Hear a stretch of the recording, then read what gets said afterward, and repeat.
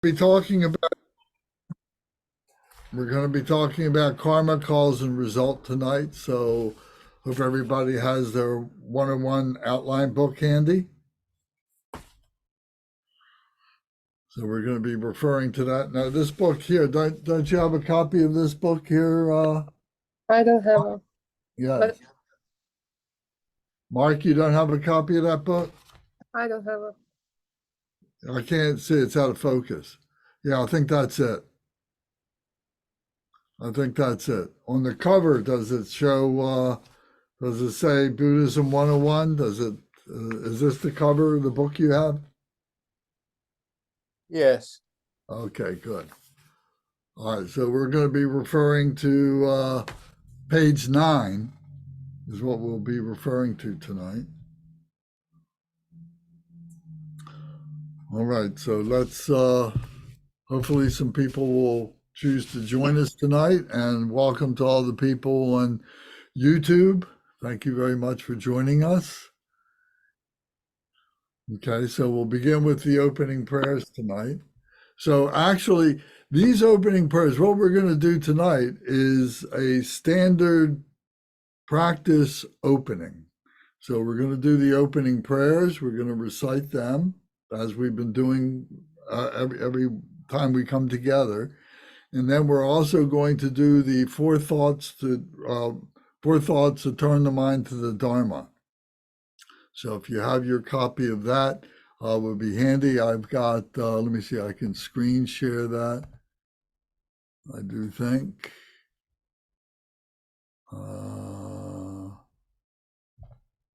Here, so hopefully you all will be able to see this. So when it comes time, I will screen share this with you, but you are likely to have a copy in your booklet somewhere in all your books.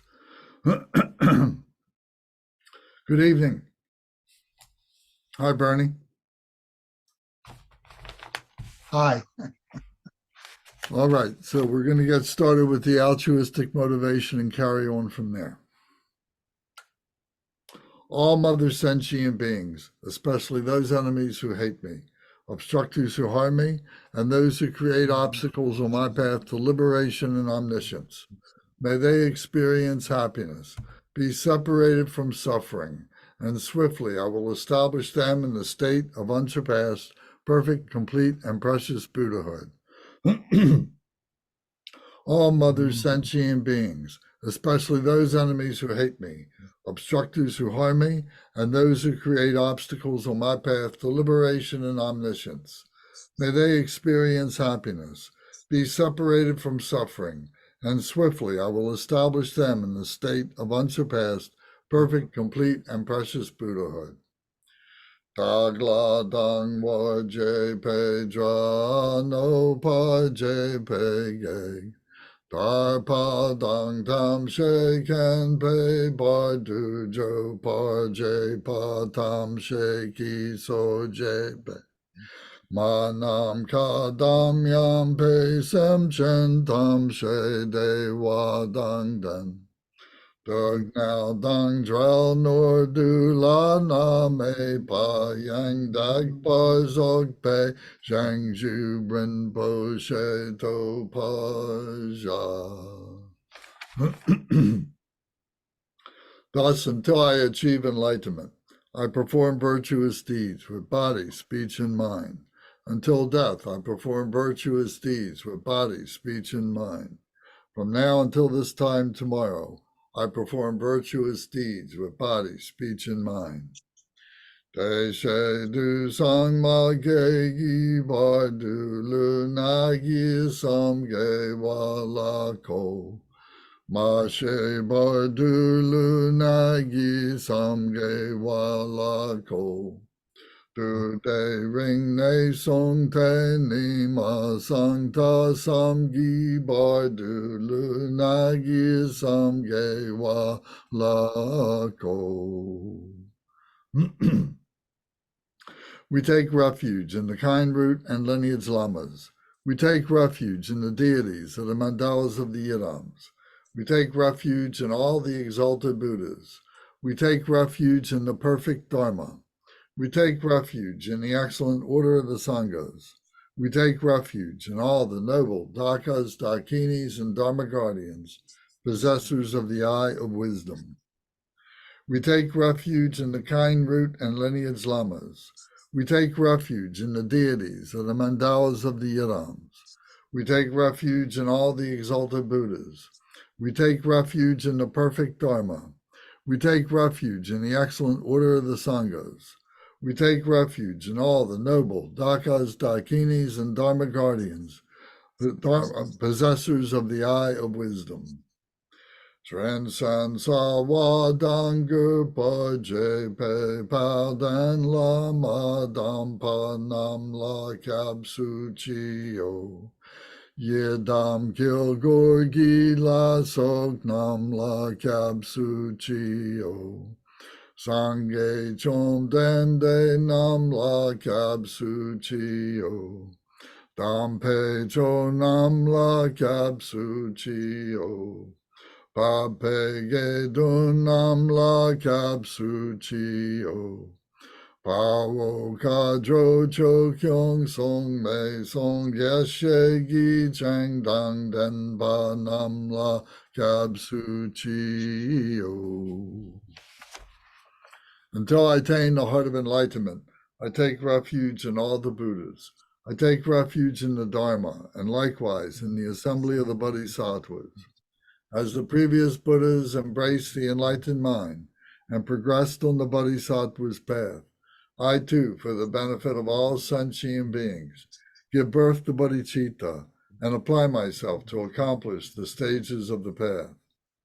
Until I attain the heart of enlightenment, I take refuge in all the Buddhas. I take refuge in the Dharma, and likewise in the assembly of the Bodhisattvas. As the previous Buddhas embraced the enlightened mind and progressed on the Bodhisattva's path, I too, for the benefit of all sentient beings, give birth to bodhicitta and apply myself to accomplish the stages of the path.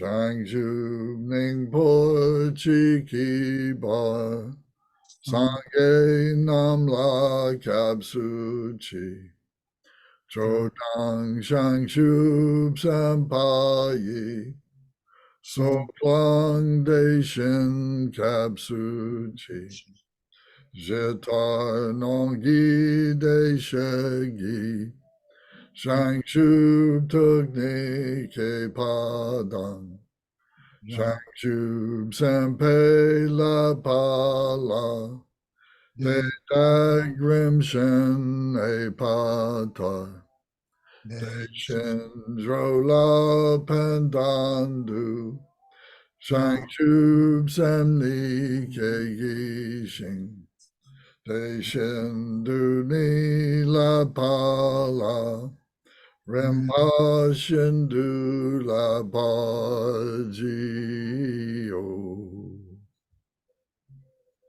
In the Buddha, the Dharma, and the Sangha most excellent, I take refuge until enlightenment is reached. By the merit of generosity and other good deeds, may I attain Buddhahood for the sake of all sentient beings. In the Buddha, the Dharma, and the Sangha most excellent, I take refuge until enlightenment is reached.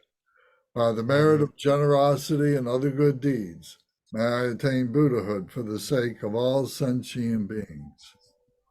Sangye Chodang Soki Chonam La Shangshu Baidu Dagni Kapsu Chi Tagi Jin Soki Pe Sonam Gi Trola Penshir Sangye Ju Pasho.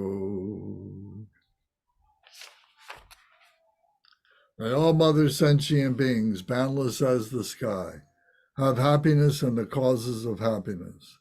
May they be liberated from suffering and the causes of suffering. May they never be separated from the happiness that is free from sorrow.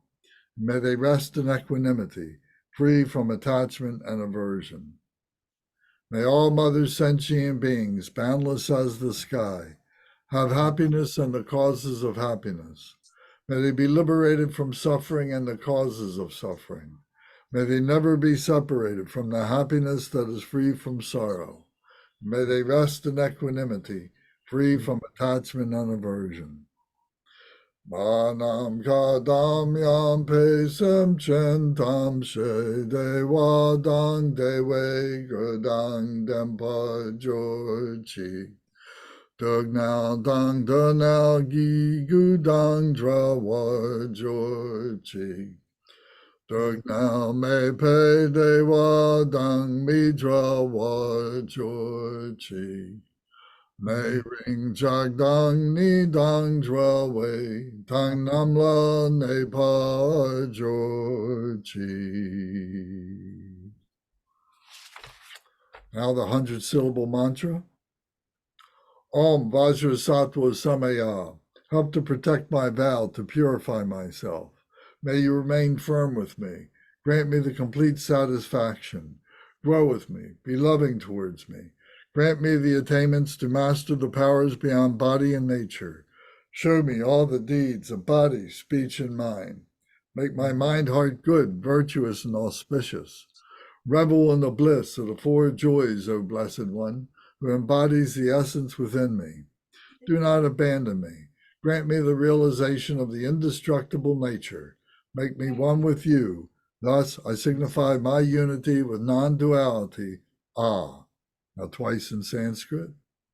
Om Vajrasattva Samaya Manupalaya Vajrasattva Tenopa Dristadredo Me Bhava Suto Kayo Me Bhava Supo Kayo Me Bhava Anuraktu Me Bhava Sarasiddhi Me Prayatsa Sara karma sutsa me sitsan shriya kuruhum ha ha ha ha ho bhagavan Sara tada gata bajra mame mansa bajri bhava maha samaya satwaha Om Vajra Sattva Samaya Manupalaya Vajrasattva Tenopa Dristadredo Me Bhava Suto Kayo Me Bhava Supo Kayo Me Bhava Anuraktu Me Bhava Sarasiddhi Me Prayatsa Sara Karma Sutsa Me Sitsan Shriya Kuruhum Ha ha ha ha ho Bhagavan Sara tada gata bajra mame mansa bajri bhava maha samaya satwaha. Now to page 12, the requested sutra by Sagaramati. Likewise be extinguished. Extinguish all enemies to my purpose. Whatever evil forces are in me, be defeated. Do this so that when I am victorious, all pure radiance melts into me, completely purified. Take all this knowledge, food, and drink peacefully. Enjoy it and be satisfied so that all obstacles may be destroyed. Be liberated from all obstacles, all general obstacles. Maras are defeated by this gesture of the Buddha. By reciting this mantra, may all the maras be purified. As a result, may all the maras be defeated. Okay, so now I'm going to screen share the four thoughts that turn the mind to the Dharma.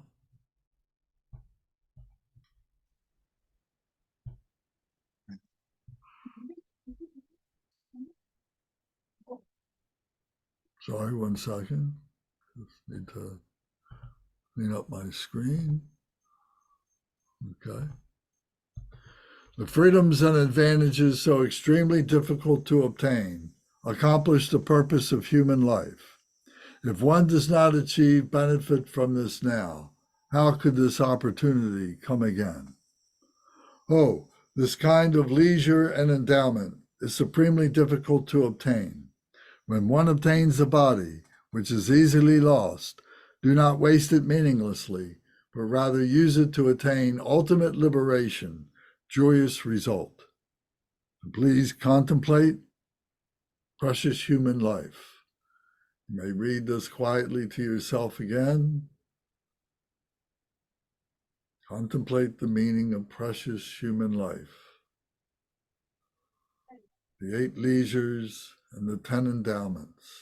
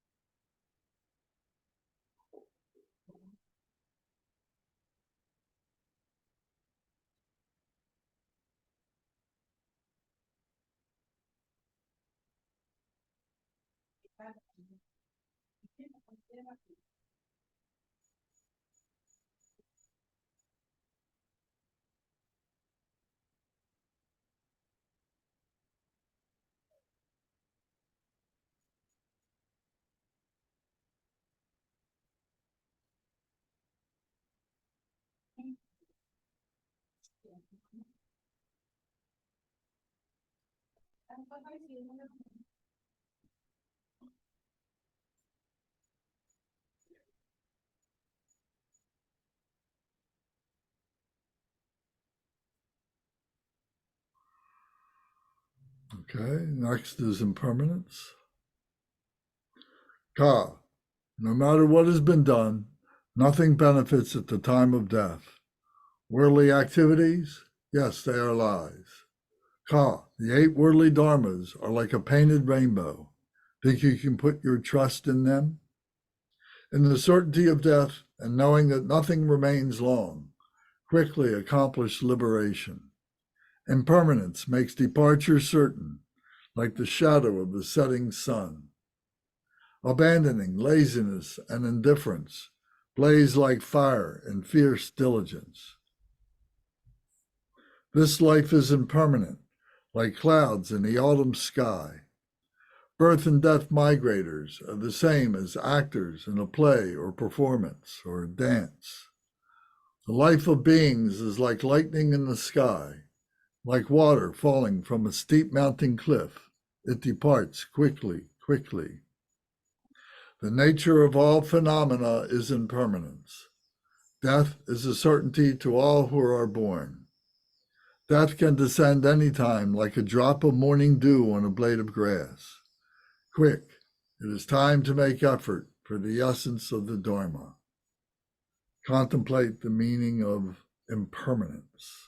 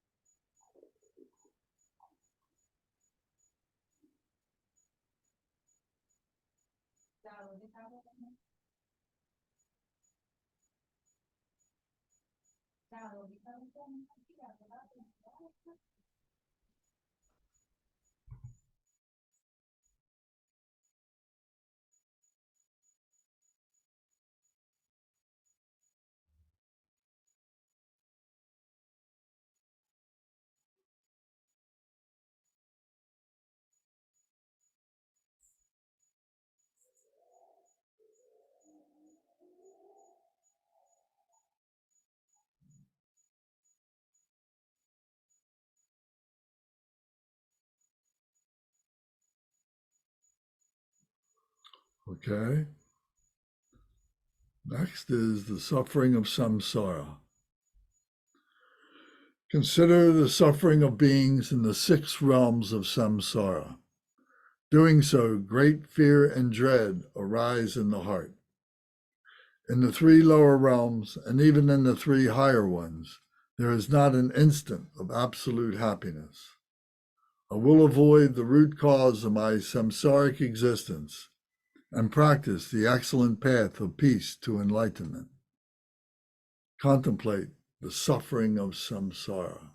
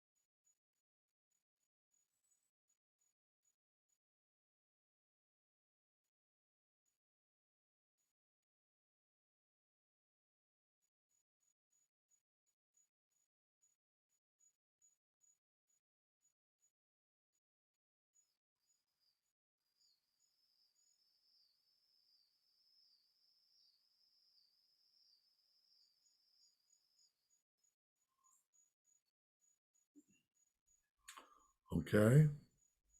Next is karma, cause, and result.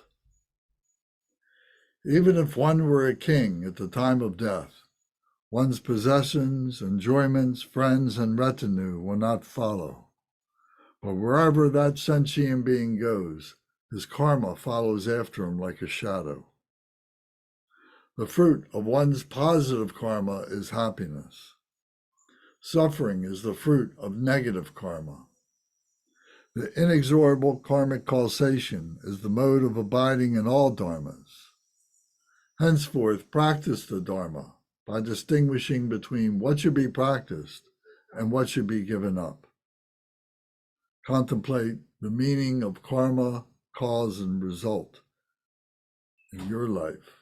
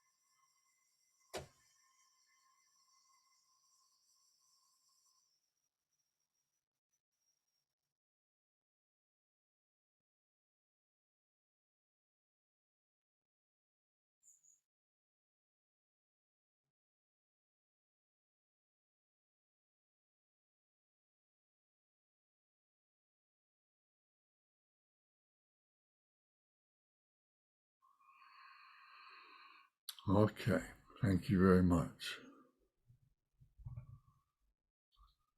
Does anyone have any comments or questions about The four thoughts that turn the mind to the Dharma. Lance, I have a question. Yes, Mark. Mark, you muted your Oh, microphone. but sorry, I need to see the screen. Oh, okay. Just the page you just had up. Okay. What does it mean? What is meant by the inexorable karmic causation is the mode of abiding in all dharmas? That's too esoteric for me so far. The inexorable, inexorable means that we can't argue against it, that there is this natural law of karma, of reciprocity. If we do good deeds, good things always seem to happen to us. If we do negative things seems to happen to us.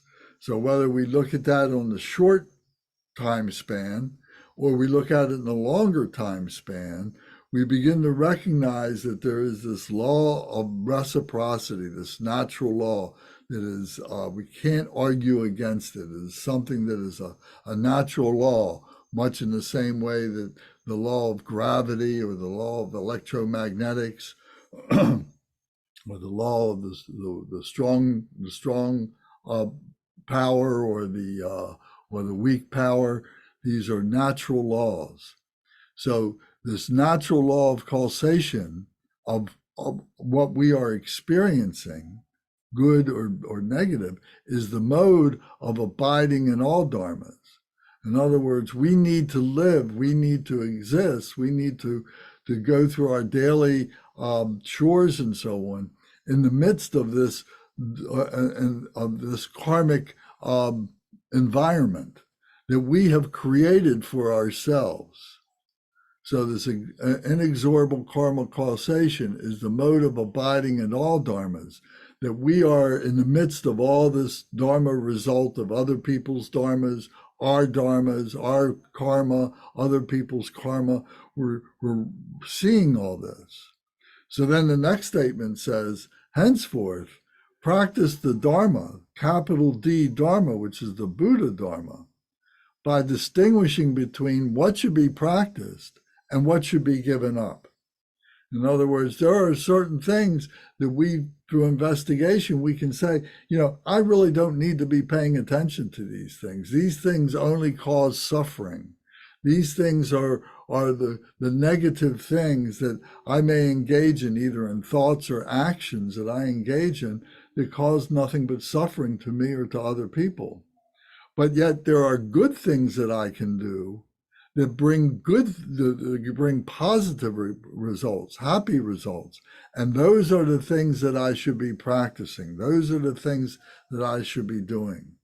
So it's through our practices, through our recitation of this particular prayer and so on, that we remember this, and then we give pause to consider what it is that we're doing on a daily basis, whether it's going to bring us happiness or it's going to bring us sadness or sorrow.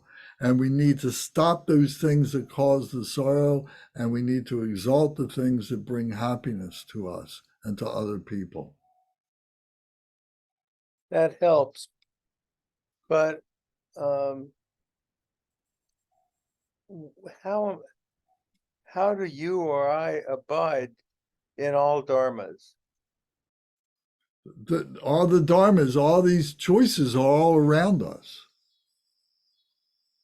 That's okay. Then I got it right. So we're going to, okay, thank you. Thank you. So we're going to be talking about this tonight. This is our topic for tonight, karma, cause, and results. So we're going to explore this more. Okay? Good. Yeah. Does anybody else have any questions or comments? Okay. Well, then I'm going to stop the screen share. And if we can go to now our outline book, the Jewel Ornamental Liberation outline book, and we go to chapter 6, on page 9. So at the very top, it says that this is the antidote, this is the remedy to our attachment to samsara's pleasures. That we attach ourselves to those as well as we may attach ourselves to the negativities. We may have aversion to our negativities. We may have aversions to happiness, and we'd rather cling to the negative rather than the positive. And we have to be aware of this. This is what we're pointing out here, is we need to be aware that we have choices. So it says here, this is the method of karma and its result. Karma, the word karma, is a Sanskrit word that means action. So in every place that it says karma, we can replace that word with the word action. And maybe that helps us to unlock the meaning. For every action, there needs to be a cause. And the cause for that action is within ourselves. We may have something happening to us external. Somebody may be saying something to us. Something may have changed in our environment. Something may have happened in our home. Something may have happened to our car. There's lots of different things that can happen, but it's the way that we react to it is what manifests the action, that manifests the karma. If negativity is happening to us, we don't have to act in a negative way. We can transform that negativity. We can absorb that negativity and turn it around, neutralize it, and make it a positive action rather than a negative action. If we continue to take that negativity and react with it in a negative way, then we're bound to have a negative result. But if we have a negative cause and we react with it with a positive action, if we turn that around, we're going to have a positive result. Now, that's not always the easiest thing to do. It may not feel as good to us right away. When negative things happen to us, it gets us up and it gets our emotions going and everything, and we want to fight that. And as we fight that, it gives us a sense of I'm doing something, I'm punching back, I'm going to fight, I'm going to conquer this in a very forceful way. But that's not necessarily the right thing to do. The thing to do is to absorb that negativity, to bring it in and to neutralize it with loving kindness, compassion, joy, and equanimity. If all of our actions, if all the dharma, all the karma that we engage in is motivated through bodhicitta, loving kindness, compassion, joy, and equanimity, now we're using the tools to be able to neutralize whatever that karma is coming at us, whatever karma, whatever causes we have within ourselves. So we always need to be using our bodhicitta. We need to know what that is so that we can call upon that. When we're doing an action, before we make an action, we have a cause. We need to say, well, how can I overcome this? Through loving kindness, compassion, joy, and equanimity. Another word for loving kindness is wisdom. That there's a method, that there's a way in which to understand this situation, what the cause is, how did the cause come to us, what the cause maybe wants us to do, how we're drawn to it, and then the result, or rather the karma, the action, then we need to be able to see that that action has a method to be able to overcome that cause. There's a method to the wisdom, a method to the wisdom. So we need to take that wisdom, we need to actualize that wisdom rather than just using force to be able to overcome that negativity. We have to neutralize it through the wisdom, through the method of compassion in our lives. What results is joy, empathetic joy, that we have joy for ourselves, we have joy for all beings, and that there's an equanimity, there's the sameness, there's the balance that we are able to recognize, that we're able to maintain, and that becomes our karma, is the balance, that we use the balance as our activity to show balance, to have balance within ourselves. So karma means action. And then from the action, there is a result. And that result is a positive or a negative result, or it could be a neutral result. And we need to be able to have the time to be able to analyze it, to make the time, so that when something happens to us in a momentary situation, we've already prepared ourselves to be able to have the proper action, to have the proper karma, because we've already anticipated that something is going to happen. We anticipate the good things, we anticipate the negative things. So we have the tools ready in all those situations to give us a balanced, neutral result, a happy result, not a negative result.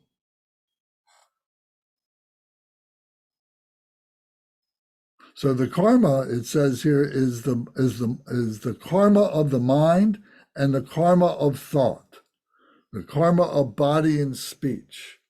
So the karma, the action that we're taking, is something that we do with our hands, something we do with our feet, something we do with our bodies, something we do with our mind, but that cause is coming to us in some way, externally or within ourselves. And we need to be able to recognize that and process that the karma within ourselves, the causes within ourselves, is what's creating the karma. So negativity may be happening, but we can transform that. So this karma of the mind is like our consciousness, our awareness of what these situations are, what are the causes, what is the action that we can take, and choose what action to take. Sometimes we need to choose to take no action. Sometimes we need to choose to take a loving kindness, compassionate action.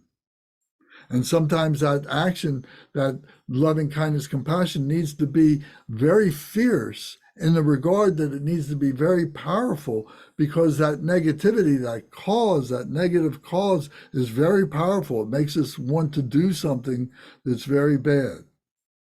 So our loving kindness, our wisdom, our compassion, our method needs to be even greater than that to be able to neutralize it.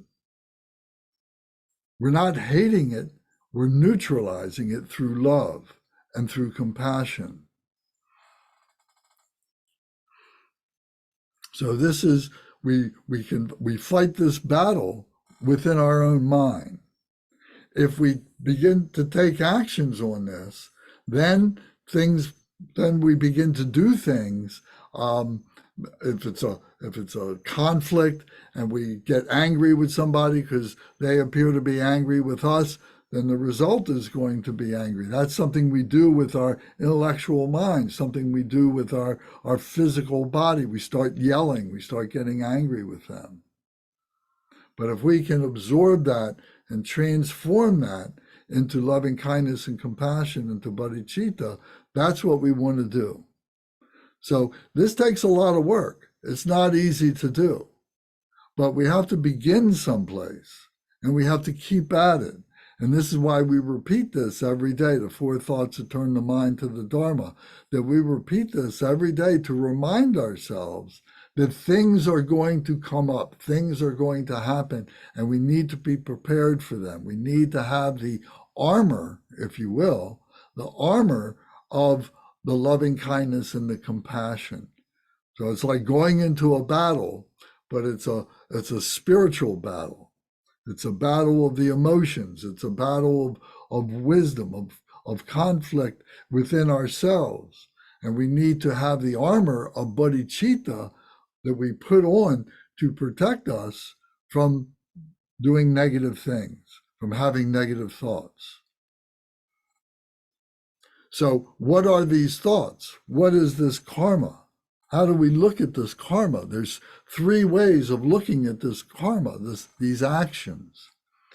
It says right here in the book, it says that there is non-meritorious karma and result.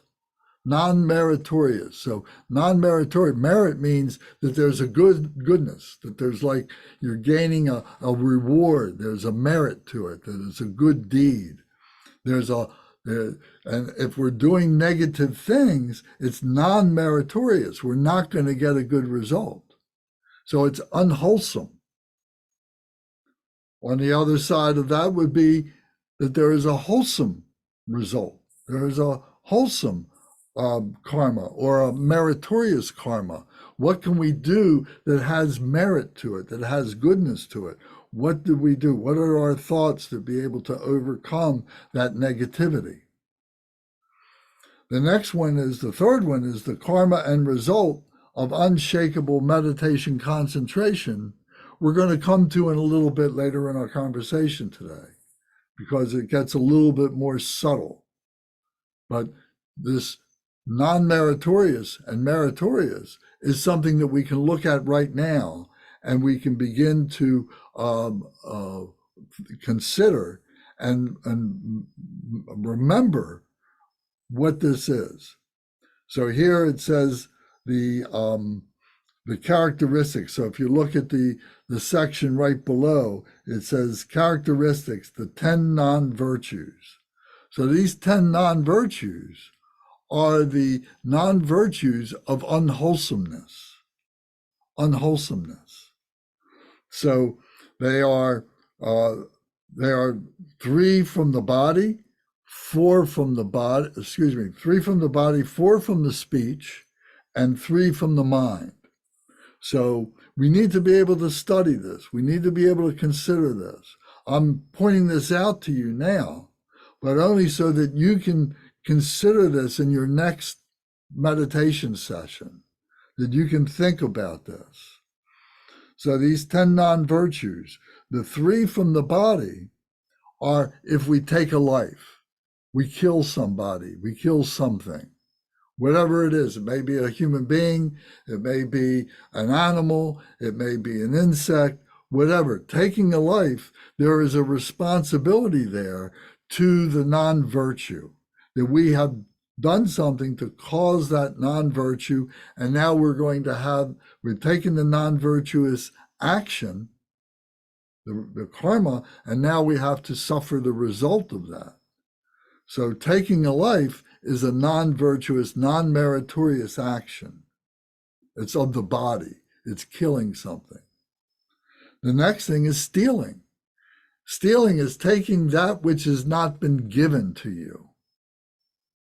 So whether you're going in, you're breaking into somebody's house and stealing something from them, or you happen to be someplace and you put something in your pocket that you think you'd like to have, and you're not going to pay for or ask for in some way, you're just going to take it. Or you're going to rob somebody at face to face and say, I want your wallet, I want your money, whatever it is, I want that, I want to take that. All that are examples of stealing. But it's taking that which was not given to us. Taking something that belongs to somebody else for our own aggrandizement. We want that thing, whatever it is. The next thing of the body is sexual misconduct. So sexual misconduct has many different ways in which this can be actualized. I think the least common denominator of thinking of this is not having the permission to have a sexual relationship with someone. So whether it's a man and a woman, whether it's young people taking advantage of young people who don't understand right from wrong, whatever it is, it's taking advantage of somebody sexually and not not asking their permission, not having their permission, and not even asking for for children, that to be able to not engage with that. And that leaves a terrible scar on a child if there's sexual misconduct on a child. So we have to create a morality for ourselves not to do that. But you can see why that is such a terrible thing, to take advantage of someone sexually. So the three of the body are taking a life, stealing that which is not given, and taking sexual advantage of somebody. So the three of the speech, or the four of the speech, are lying, by telling untruthfulness, by trying to convince somebody that they need to do this, that, or the other thing through the lies that you tell, that they should give you things or something like that. So lying is something of the speech. The speech comes from the intellect, comes from our mind, comes from our brain. We devise these ways of lying to ourselves and lying to other people to get what we want. We're manipulating them. So this is a non-virtue. This is non-meritorious. We should not lie. The next one is divisive speech, where we're like driving a wedge between people, like we're trying to separate people. Like saying, there's a man and a woman, they're our friends, and we're trying to drive a wedge between them, because we have some kind of a motive. Maybe there's a motive to do something in our politics.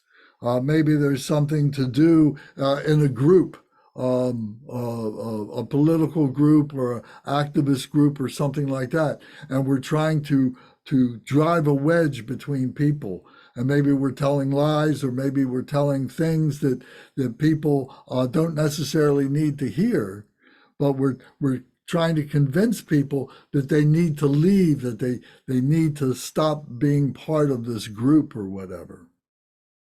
So this is non-meritorious, unwholesome action of the mind, of the speech. Then there's harsh words. We can say harsh words where we start cursing at people, we start yelling at people, we start bounding, and we start doing things that are very powerful that hurt people and so on. So we don't want to do that. That is non-meritorious. That is hurtful, unwholesomeness. When we use harsh speech, when we use bad words or very loud words, we start speaking very strongly to other people and insulting them and so on like that.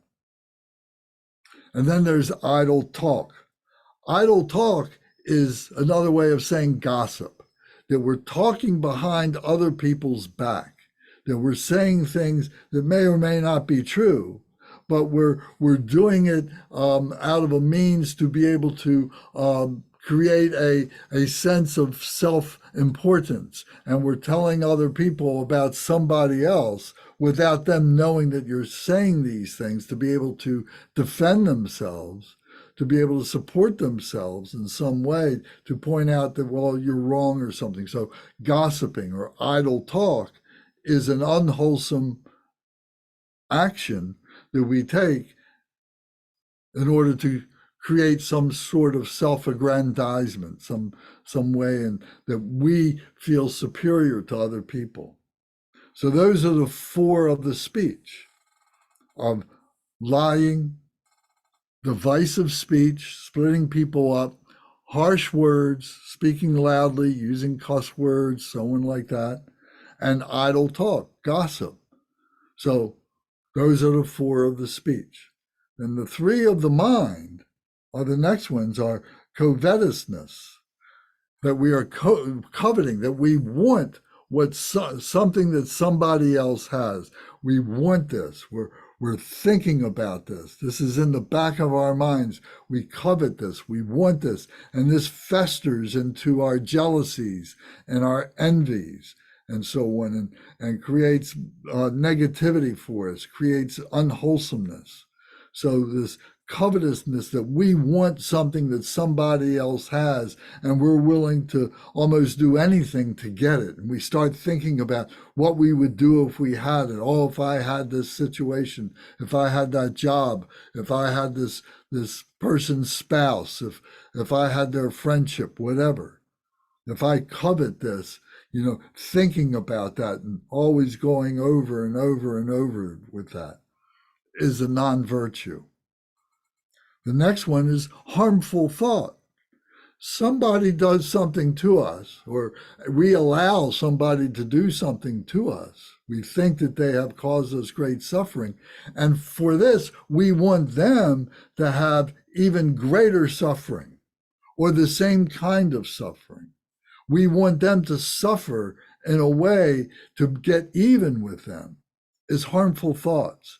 If they come over and they scratch my car, I want to go take a hammer or something, and I want to pound their car and put dents in it or break the windows. I want something to happen. And if I can't do it, I want somebody else to do it. And I'd be happy that they would do it. This is harmful thought. If someone breaks my heart, I want someone to come along and break their heart. I may not be able to do it, but I want somebody else to do it. And I'd be happy that they would do it. This is harmful thought. I want to get even with that person. And then there's wrong views. Wrong views are having the not realizing the negativity that you're involved in. So not realizing the natural law of karma, cause and result is a wrong view. Saying, oh, there's not such a thing as reciprocity. There's not such a thing as the golden rule, to do unto others as you would have them to do unto you. The rest of that statement might be, because if I do something bad to them, something bad is going to happen to me. But if I do something good for other people, then something good is going to happen to me. And something good is going to happen to them because I'm doing it and other people will do it and so on. So karma, cause and result, not believing in that, not recognizing that, is a wrong view. Another wrong view is not realizing that there is a method, there is a pathway to be able to stop the suffering that we go through, the cessation of the causes of suffering. That even if we practice this virtue, even if we practice good things, that it's not going to result in peace for ourselves. So a wrong view is that we're not going to be able to change ourselves. We're not going to be able to create the peacefulness for ourselves. Even if we do all these things, negativity is still going to happen to us over and over and over again. So that's a wrong view. And another wrong view is not viewing that we have the body, speech, and mind of the Buddha, of that which we call the awakened one. That we can't within ourselves, we don't have that nature within ourselves, is a wrong view. That we are negative people, that we don't have these things, that we don't have this kind of power to be able to create happiness for ourselves and for others and so on. That we can't exist in our lives by doing good things, by doing good virtue and so on. So not recognizing the body, speech, and mind of our true self, of our true nature, of our higher nature, of that pure nature that we have within our heart center, not recognizing that, not acknowledging that that is there, is a wrong view. So these are three of the non-virtues, the unwholesomeness of the mind. The covetousness, wanting to have what other people have, the harmful thought that they should have something terrible happen to them because they've done terrible things to other people, and the wrong views of not realizing that we are part of this this continuum of life, and that we have a place in this. And that we need to harmonize with virtue. We need to harmonize with goodness to be able to do this. So these are the 10 non-virtues.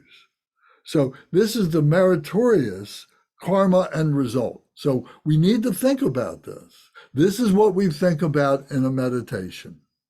So, and when we went through these 4 thoughts, and at the end of each one of these 4 thoughts, it said contemplate.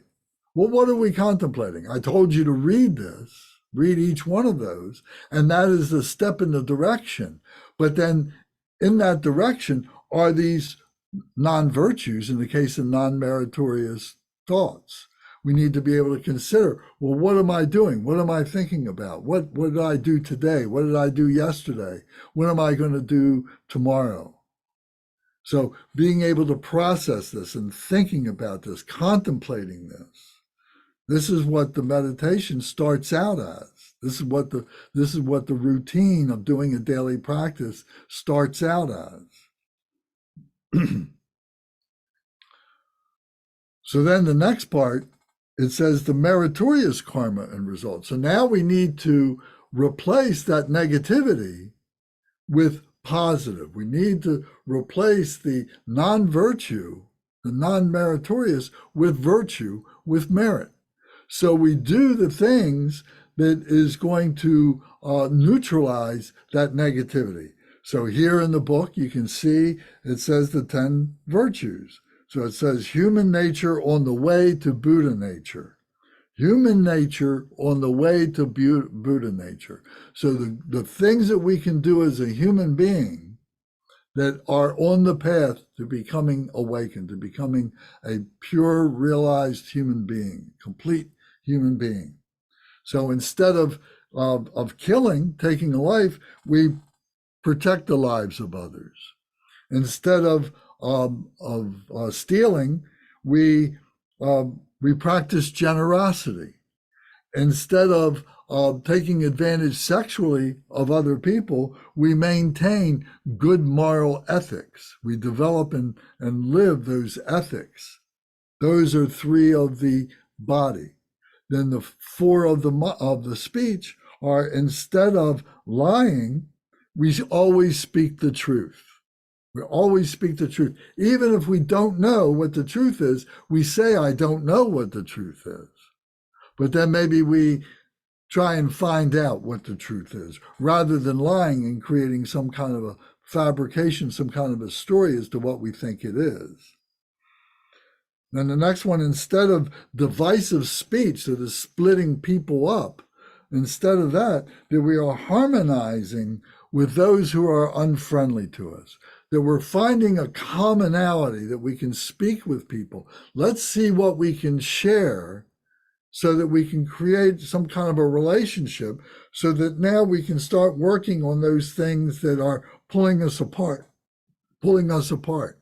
that we can find a commonality, harmonizing with people, and then look at the ways that we can come together and say, we're all human beings. We need to be able to live together. We need to be able to work together. Let's figure out ways that we can do it. Let's look at the things that are pulling us apart and saying, oh, well, these things are just things that we've fabricated ourselves. And then for harsh speech, harsh words, we speak peacefully and politely. That if we're in a conversation with somebody, particularly with somebody who we need to harmonize with, that we're speaking respectfully to them. We're not yelling at them. We're not calling them names. We're not insulting them and so on. We're speaking politely and respectfully, peacefully. So this is a virtue. This is how we do things in a good way. Then the last one was idle talk, was gossip. So instead of speaking with gossip about things that we may not know, because gossip may not be truthful at all. We're just telling stories about somebody behind their back and not giving them the opportunity to defend themselves. But if we speak meaningfully, if we know certain things and we speak with that to the person who we are accusing or thinking that they did these bad things in front of other people, rather than doing it behind that person's back, we're speaking meaningfully and giving them an opportunity to defend themselves, is what we say by speaking meaningfully. And this is a virtue. This is virtuous of the speech. So those were the four of the speech: being able to recognize the negativity, being able to use the virtue to overcome that. Then of the mind, the three of the mind, the covetousness, wanting what somebody else has, that we practice unattachment. We say, oh, that person has a very nice house. Oh, that person has a very nice family. And I would love to have that. I want that. And I'm thinking of ways that I want that. Instead, by saying, well, I'm happy that they have that, but I don't have it right now. And I ultimately really don't need that. I don't need that. My life may be more simple than theirs. And for me to go and try and get these things is going to complicate my lives. So I just need to think more simply. I need to think more of unattachment rather than how I can complicate things to get these things, to attach myself to these things. The next one is harmful thought. So instead of harmful thought, wishing harm for other beings, instead that we practice loving kindness. We practice grace for them. We practice forgiveness for them. They may have done bad things to me or somebody else, but instead of wanting retribution on them, I want them to be able to have grace. I want them to have loving kindness. I want to show them peacefulness. I want to show them love. I want to show them compassion, etc. And then the last one was the wrong views. Instead of wrong views, that we engage in the perfect meaning, that we recognize that there is karma, cause and result, that there is this invisible law, that we are all part of, this spiritual law that we are all part of, that there is this, if we do good things, we will be able to cut off from our suffering. This will stop our suffering. There will be a cessation of suffering if we do these good things. And that within ourselves, we all have loving kindness, compassion, joy, and equanimity through our body, our speech, and our mind. That we have the ability to purify our physical body. We have the ability to purify our intellectual thoughts, our intellectual mind, and open up and be able to have a pure heart, our pure heart. So these are the 10 virtuous, the 10 meritorious karmas and result. So we need to practice these things. We need to think about these things. This is written down here for us, and we should write them down ourselves on our own piece of paper, and we should memorize these. Just as I have tried to speak to you about it now, I've been using notes. I look at my notes so I don't lose my place.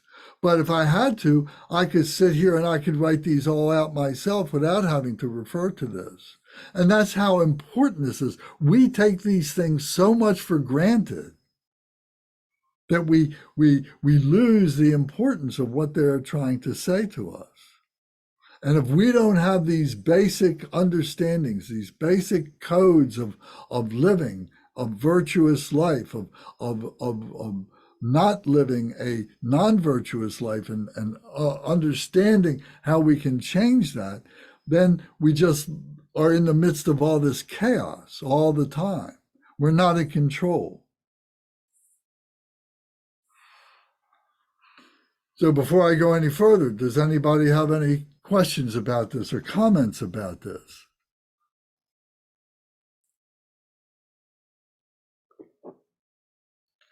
What are things in our life that aren't caused by karma?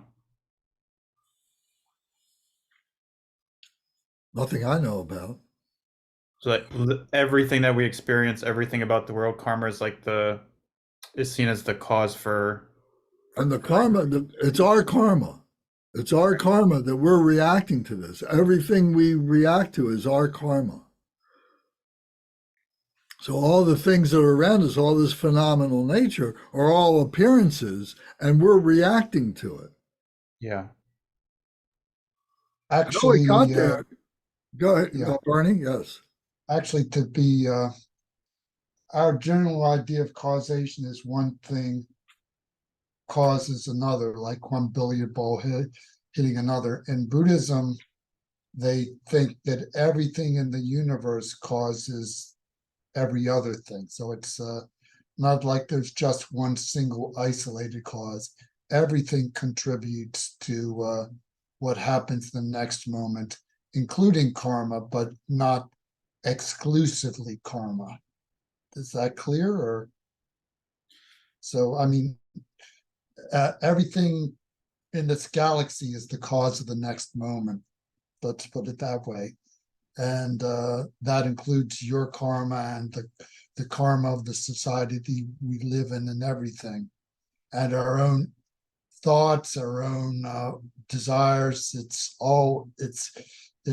not like you can isolate a single thing and say this is the cause of that in terms of Buddhism. Okay.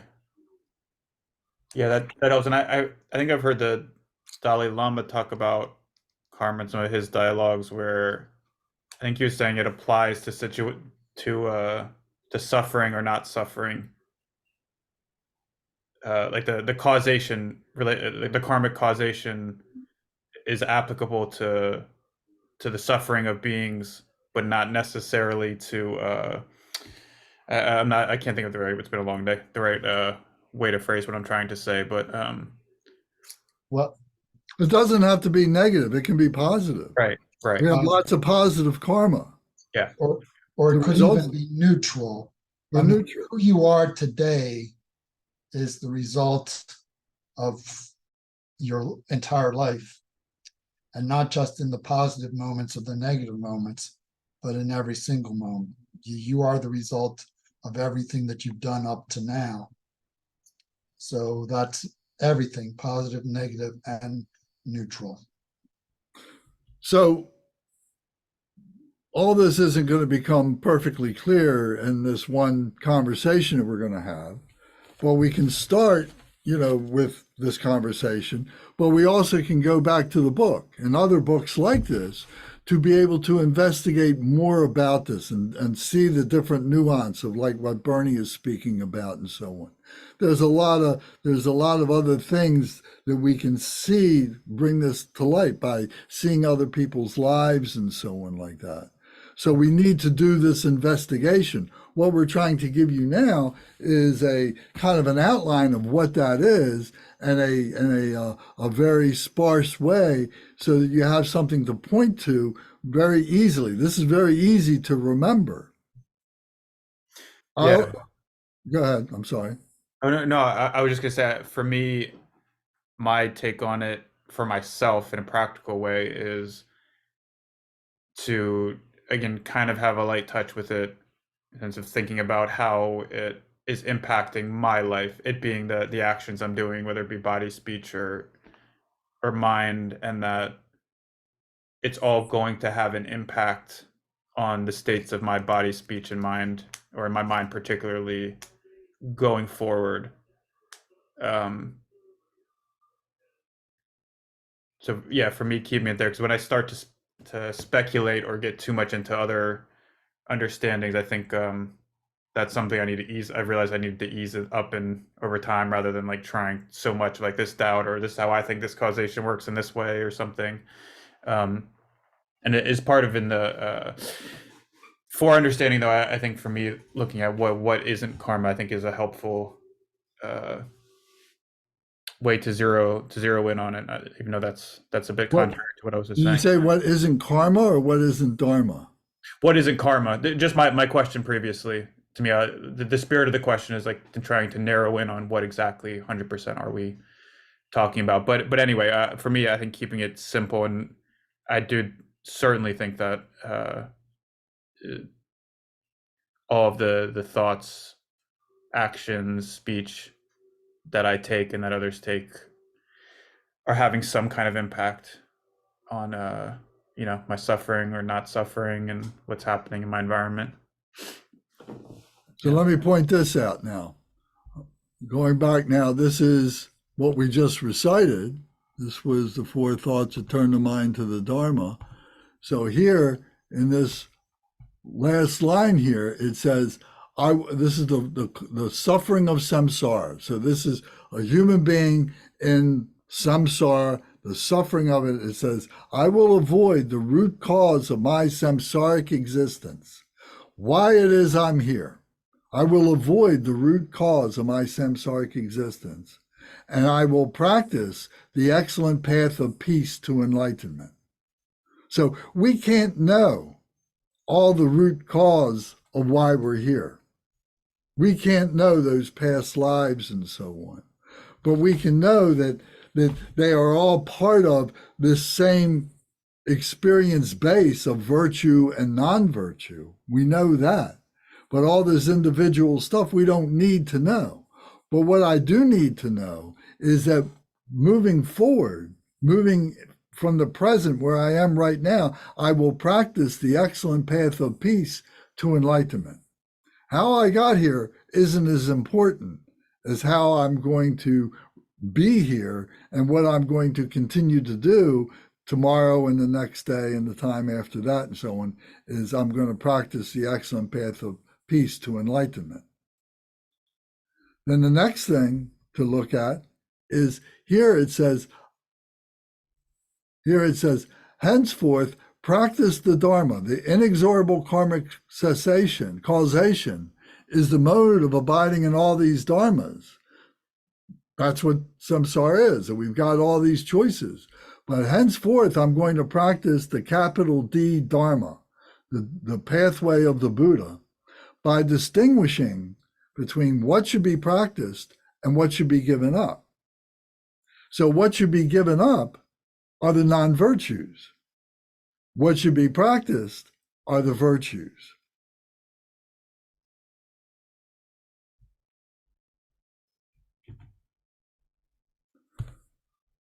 So that's why the 4 thoughts, the turn the mind to the Dharma prayer, is so important to us to do every day, because we take things for granted very, very quickly and easily. I mean, we've been doing this for how many years? So in 1 week's time, in 1 month's time, in 1 year's time, we're not going to completely change. But we can certainly realize that we've had choices, we made choices, and we may need to change our choices.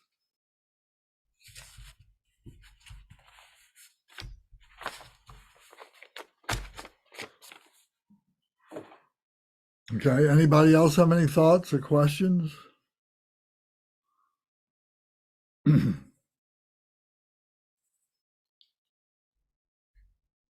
Okay. Well, then I want to go to this next point here. I'm not going to spend a lot of time on it, because first we need to contemplate these non-virtues and these virtues. Sometimes we're able to rest in that. The next step is the karma and result of unshakable meditative concentration. So here we talked about the contemplation. Now we go into this samadhi. We go into this mind of meditation. Now, it's not going to be a real deep meditation. We're not going to have lights flashing or anything like that, and great visions or anything like that. We may have some things that we connect, some insights that we begin to connect and so on. Things that we've read, things that we've been told, things that we've thought about, and we start making some connections and so on. But what does happen is this meditative concentration. We're developing this one-pointed mindfulness, this meditative concentration, where we're able to think about the the 4 thoughts that turn the mind to the Dharma. We're able to think about the 10 non-virtues. We're able to think about the 10 virtues without distraction. We can sit there for a half an hour, or 45 minutes, or whatever we have, and be able to do that without the interruptions, developing meditative concentration. We may not get to that pure level of meditation yet, but yet we need to understand that there is a level there of meditative concentration. And maybe we'll have glimpses of it. So this is what I want to show you next. So maybe you can take notes on this, or I can send this to you. Excuse me a second. So here are the 8 stages of meditative concentration. Whoops, sorry about that. Okay. So it starts off with, oh, I see what, sorry.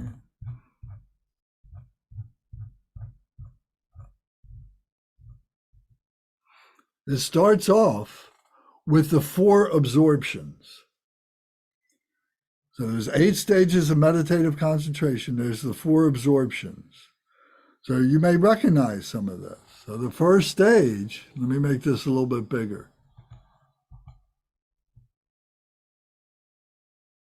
So the first stage is relinquishing desire and unwholesome factors that concentration and conceptualization and reasoned discriminative, reasoned discursive thought. So there's joy and interest in what we're doing. So this is what this is saying is there is conceptualization and discursive thought. We're conceptualizing things around us. We are conceptualizing why this is this way, why that is that way. We're looking at these appearances and we're investigating them. And the discursive thought, discursive means that we're looking at all the things around that. It is not tangential stuff. It is not irrelevant stuff. It is not stuff that is based on what our topic is, what our focus is. Discursive means that we are focused on that particular topic, on that particular concept, and we're examining all the different parts of that. So this is something that we do in order to give up desire and also unwholesome factors, because we're concentrating on the meaning of these things. We're concentrating on the awareness of these things, of the non-virtue and the virtue, etc., all that we've been talking about. And as we are doing this, we gain a joyful interest and a state of well-being. We're developing a confidence in what we're looking at, and we become absorbed in this. We become absorbed in this, at least for this period of time, and we take some degree of that absorption with us as we get up off the cushion and we go out and we're able to look at things that happen to us on a daily basis, and we're able to come back and look at it in terms of the concepts that we had been thinking about, the discursive thoughts that we have been using to examine those concepts. So we say, oh, wow, I'm making progress. I'm understanding this. I have a good state of well-being as a result of this. I'm on the path and I realize that I'm on the path. Then the second stage we come to the rest of the conceptualization and the discursive thought, that we're able to put that down. We don't have to conceptualize anymore. We just take things as they are. We just see things as they are. And we don't have to be examining all around it and so on. We put that down. And as a result, we attain inner calm, one-pointedness of concentration and meditation. And there is still the joyful interest and the well-being continue. So there's this resting. There's this resting in this peacefulness, this one-pointed concentration that we can have, and so it's very joyful, very happy. We're happy that we're doing it. Then the next stage after that is this sense of joy goes away and it's replaced by equanimity. This joy is this happiness that we have, and we can become attached to this happiness. We become saying, "Oh, I'm really good at this. This is very good, and I'm special." But then that joy, that specialness goes away, and we see that all beings have the potential, at the very least, to be like this. And that now there's many brothers and sisters who have already achieved this level of absorption, of peacefulness, and that I feel that I'm in this family, I'm part of this family. And there is an alertness to this, and there is an awareness to this, and there is a state of well-being that exists. And I'm seeing this in the light of being with the family, being with my spiritual brothers and sisters, my meditative brothers and sisters. And then the fourth stage is that state of well-being now fades away. And what's left is equanimity and wakefulness. So the equanimity that came when the joy went away, this balance remains.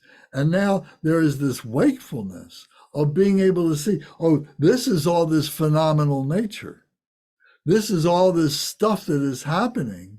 But I'm kind of looking at it from a perspective that I'm looking down at it, or I'm looking at it. I'm not down would mean downward, but I'm looking at it from a broader perspective, from a more objective perspective. And I see it as all part of myself. I'm seeing it as being wakefulness, that this is present and I am in the midst of this, but I'm not caught up in it. At this point, I've kind of released myself from that. The inner calm has taken over, and I become absorbed in this. So this is a result of meditation, of contemplation, of going through the practices that we've been talking about, these 4 absorptions. So even if now all they are is just words to you, they don't mean anything to you. But if you have them written down, and I can put this in the I'll put this in the WhatsApp, so you can print this out, so you can see it, and you can have it with you, because the more that we inspire ourselves with these words, the more that we're moving toward it, becomes like a goal for us. And the more that when it happens simultaneously without our thinking about it, then we have an idea of how to think about it, how to put it and say, oh yes, now I see how this works. I see how my mind works.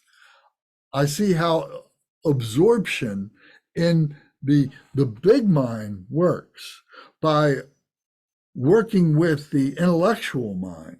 So another example would be the intellectual mind and the spiritual mind coming ever closer together. They haven't come completely close together yet, but they're getting closer together. And there's like sparks that are coming between, there's tendrils. I don't know if you watched that video that I sent a link to yesterday, the thing about fungi. Fascinating, absolutely terrific. And this whole concept is, what happens in the macrocosm happens in the microcosm. And this video really brings it to a very powerful conclusion, that we are part of, this earth, and this earth is part of us, and that we're sharing all this inner connectivity and so on. And It's really fascinating. So what we're talking about tonight with this karma and with this meditative concentration and the karma, the result of that, this action of doing this is a display of this coming together of our physical body together with the phenomenal nature that's all around us, seeing all this as one thing.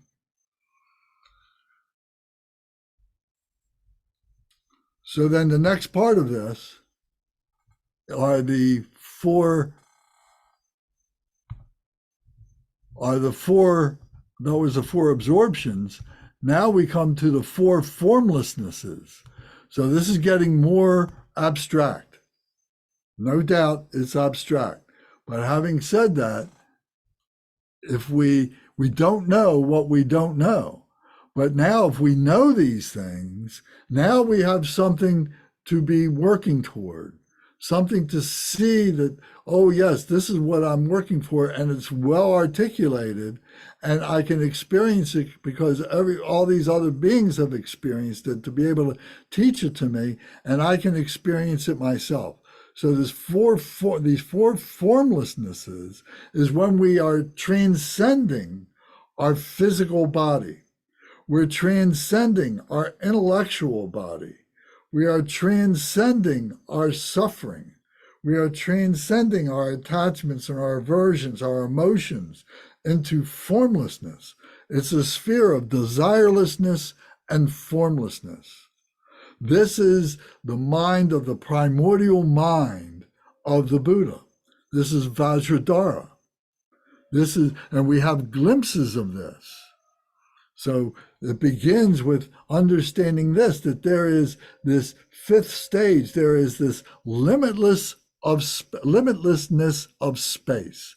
When we talk about space, I don't know in your own mind how you're thinking about that, but there is this limitlessness to that. And we need to be able to experience that. And we do that through the contemplation that we exhaust, that we rest, and then we have this spontaneous experience of limitlessness of space. We don't think of it in those terms when it's happening. But when we come into our normal consciousness, when we come back into the sphere of desire and the sphere of form, then we say, oh, wow, I just had this experience of space. And then beyond that, then we experience the limitlessness of consciousness. What that means, that is so subtle. This consciousness is so subtle to be out the consciousness of space, the awareness of space, to recognize the space within ourselves, to recognize the consciousness of that true nature is a formless quality, is one of the four formless qualities. And then there is the seventh stage of nothing whatever, of being completely spaced out, as we would say. And our identity just seems to just melt away. And this is not a bad thing. This is a good thing. This is where we see we don't see ourselves, but we become just part of that which up to this point has been unobtainable, has been something that we can't express. It becomes nothing whatever. And to experience that. And then the last stage of this is beyond awareness and non-awareness. So duality is going away. Duality is gone beyond awareness and non-awareness. Awareness and non-awareness are two concepts that are being transcended. And that we have this ability within ourselves through our meditative concentration to have this. This does not happen by itself. This happens through our practice. This happens through our practices, through learning some of these elements. We don't need to learn a whole lot, but we need to practice a whole lot. We need to develop one-pointed mindfulness.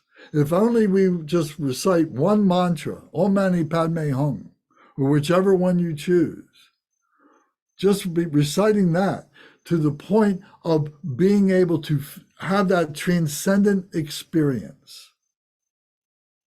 It may take 1 mile around. It may take 5 mile rounds. It may take 10 mile rounds.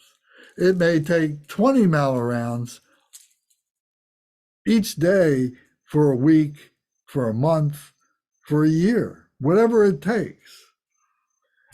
It's our devotion to the practice, to our true self, to make the time to be able to do this, to have this experience. This is why it's our choice. This is why we say that this is not a spontaneous thing.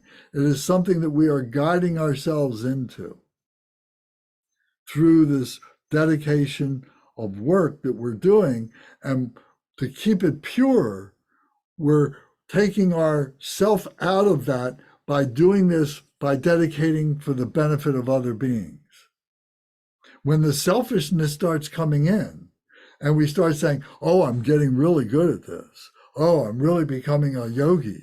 Oh, I'm becoming like a Buddha, I'm becoming like a Bodhisattva. Everything that I've read about, I'm becoming that. That right away we turn that around and say, we're doing this for the benefit of the enlightenment of other beings. I'm not doing this selfishly. I'm doing this so that I can help other beings. That my light, whatever light that I am igniting, is radiating out to all beings. And that when I get up off the pillow, off the cushion, that I'm taking that light with me, and that whatever I can do to help other beings, I will do. And we'll find ways to be able to do that. And sometimes it's not the physical things that we do. Sometimes it's not the intellectual things that we do for other beings. It's the spiritual things that we do for other beings. That's where the real realization is. The physical body, the intellectual body are just temporary. But the spirituality of this is what we talk about as the concept of being permanent, this continuum that we are part of. And this is the gift. This is the great thing that we can do.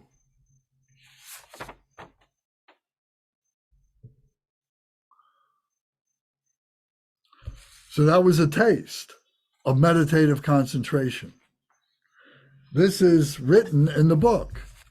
You know, in here, in that section, in chapter 6, there's a whole couple paragraphs of this that is quite dense. And this is why I tried to simplify it, to give it to you in this way, so that you can begin to bring it into your awareness. But to read it from the book, from the Jewel Ornament of Liberation, takes many readings and many more contemplations of what it's trying to say. But if you use what I just told you as a guide, as an outline, will help you tremendously.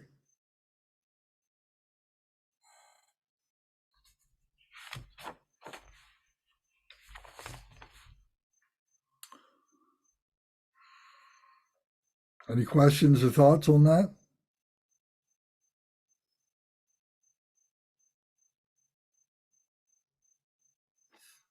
It is inspiring. Yeah. Good. Thank you. Yeah, really. There's just so much to think about. It's almost impossible.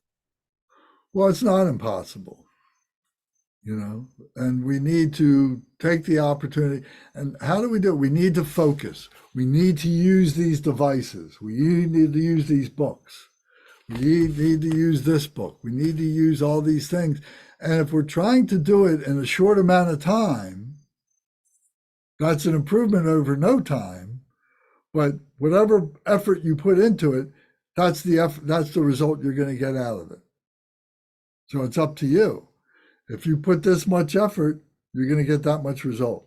If you put that much effort, you're going to get much more result out of it. If you put more effort after that, much more than that.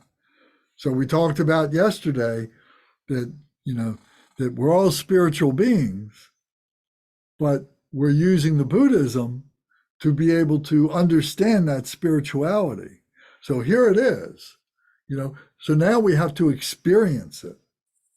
Just hearing it vicariously only gets you so far in just a short amount of time that we have. But by taking this up as your practice and making this a priority in your life, that's where real progress is made. So I'm not telling you that you got to drop everything and change your life and leave your job and leave your family and everything, but I'm saying that you need to push yourself a little bit more in the direction of making time for your spirituality. I think that's why you're all here.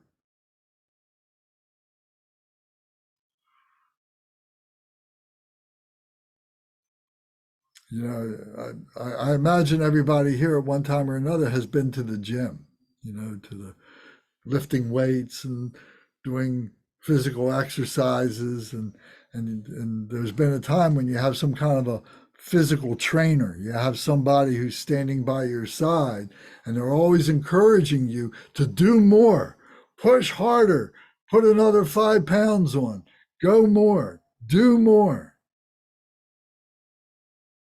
So that's part of our job here as spiritual friends, is to not just take for granted you're doing the right thing, but to push you to do greater things that you may not know that you can do.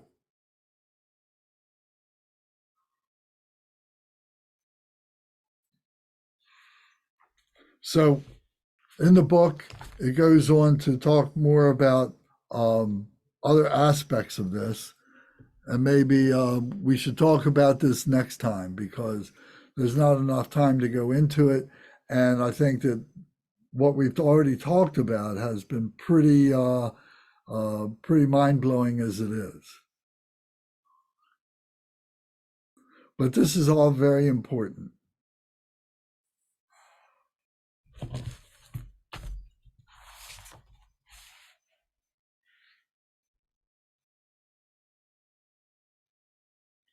So one thing, I want to give an illustration.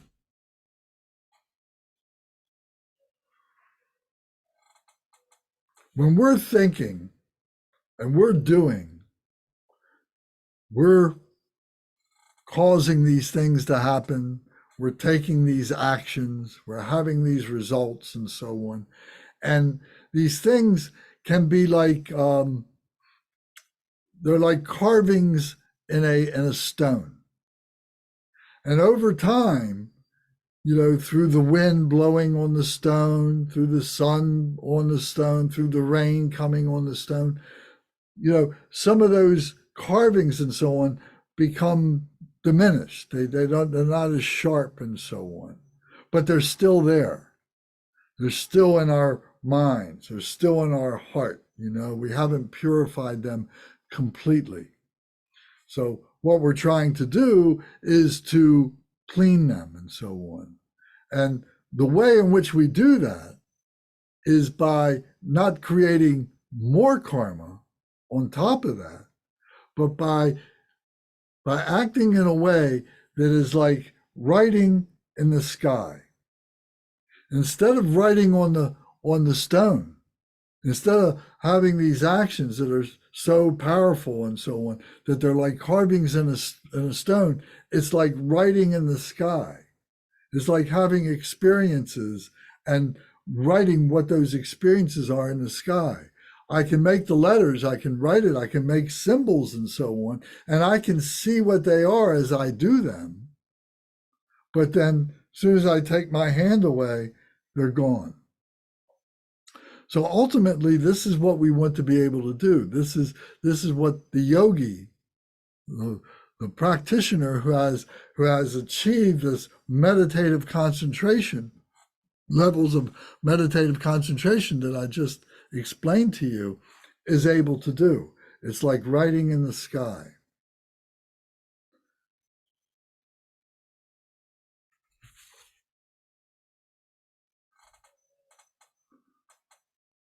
So we need to be able to cut through our karma, cut through our actions, not respond to all the causes. We don't have to act on every one of the causes. You know, we can learn to compartmentalize. We can learn discriminating awareness.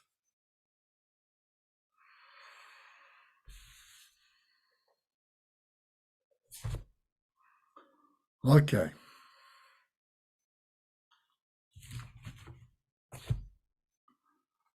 Alex, how you doing tonight? Are you have you been able to pay attention to what we've been talking about? I know you were in the car for a while.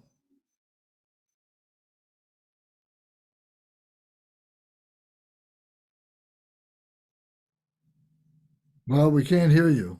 I see you turned on your microphone, but we can't hear you.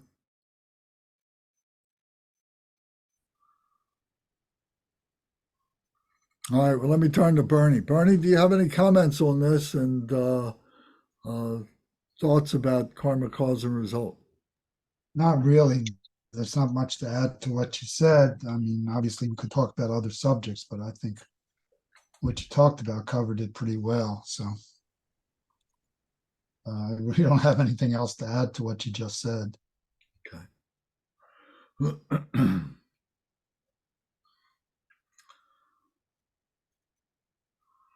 All right, well, I think for tonight we can leave it here a little bit early, but unless you have something that you want to say about this, Mark, if you have some comments, or Karina, if you want to add anything to this.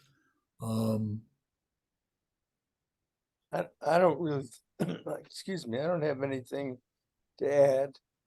I would like to come back and go through the outline on my own and see if it comes together, so to speak.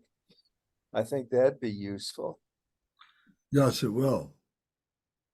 And to watch this again, you know, watch it on YouTube, and then on YouTube you can pause it, and then you can go to the book and you can, you know, go to the part that we were talking about and be able to contemplate it some more, you know, and put this into a context. Yes, You know, develop a stream of consciousness. yes. Hi, Lance, it's Alex. Can you hear me? Yes, we can. Okay, something was odd with my connection. Yeah, could you tell us again, like, which part of the book you were discussing today, or was it in relation to the whole text? It was chapter 6. Chapter 6 of the Jewel Ornamental Liberation. Okay, chapter 6. Yeah. Okay, I missed that point. Yeah, so if you have the book or you have the outline, you know, that's what we've been talking about. Okay, very good. And I'm not sure I quite got your point about the drawing things like in the sky. That's how subtle our mind should be. That's how our mind. That's how subtle our mind should be. So in the beginning, we're writing things down, we're carving things in stone and so on. But, you know, at some point it becomes like writing in the sky. You know, our mind becomes so subtle, our mind becomes so clear and effortless, desireless, as it says, and formless. It's like writing in the sky. So it's a good metaphor and worth writing down. And over the many sessions that you have with this, thinking about this, it will become more apparent what that means. Writing in the sky. So you mean the meaning appears to us as easily as writing in the sky, Is that what you're trying to get? Like what? It becomes as Or easy? well. It's as subtle that we see the phenomenal nature as the illusory body, as insubstantial as writing in the sky. Oh, okay. So kind of they seeing the true nature of the reality as insubstantial as writing in the sky, not as something like Yes, permanent or given or yes, unchangeable. yes. I see. Yeah. Yeah, that's a good analogy. Thank you. I just wanted to clarify that. Very good. Thank you. Thank you for bringing it up. All right. Well, we'll go to our dedication prayers. So we'll recite our dedication, and the dedication is very important because we're recognizing, we're remembering the lineage masters, and we are recognizing that everything that we are learning is coming from the lineage masters and then going out through us to all beings, that we are dedicating this to all beings. So we can recite on page 21 the dedication prayer by Lord Jidin Sumgun, because in this one prayer, everything is encapsulated in this one prayer. Glorious, holy, venerable, precious, kind root and lineage lamas, divine assembly of yidams and assemblies of Buddhas, Bodhisattvas, yogins, yoginis, and dakinis, dwelling in the 10 directions, please hear my prayer. May the virtues collected in the 3 times, by myself and all sentient beings in samsara and nirvana, and the innate word of virtue, not result in the 8 worldly concerns, the 4 causes of samsara, or rebirth as a Shravaka or Pratyeka Buddha. May all mother sentient beings, especially those enemies who hate me and mine, obstructors who harm, misleading Mars and the hordes of demons, experience happiness, be separated from suffering, and swiftly attain unsurpassed, perfect, complete, precious Buddhahood. By the power of this vast root of virtue, may I benefit all beings through my body, speech, and mind. May the afflictions of desire, hatred, ignorance, arrogance, and jealousy not arise in my mind. May attachment to fame, reputation, wealth, honor, and concern for this life not arise for even a moment. May my mind stream be moistened by loving kindness, compassion, and bodhicitta, and through that may I become a spiritual master with good qualities equal to the infinity of space. May I gain the supreme attainment of Mahamudra in this very life. May the torment of suffering not arise even at the time of my death. May I not die with negative thoughts. May I not die confused by wrong view. May I not experience an untimely death. May I die joyfully and happily in the great luminosity of the mind as such and the pervading clarity of Dharmata. May I, in any case, gain the supreme attainment of Mahamudra at the time of death or in the bardo. Om, Ah, Hom. Om, Ah, Hom. Om, Ah, Hom. May my body, speech, and mind become inseparable with the body, speech, and mind of all the enlightened ones for the benefit of all sentient beings. Thank you all very much. Gracias. Lance, thank you so much. Thank You're you. welcome. You're welcome, Mike. Good night, Thank everyone. Okay, good night. Thank you, Matt.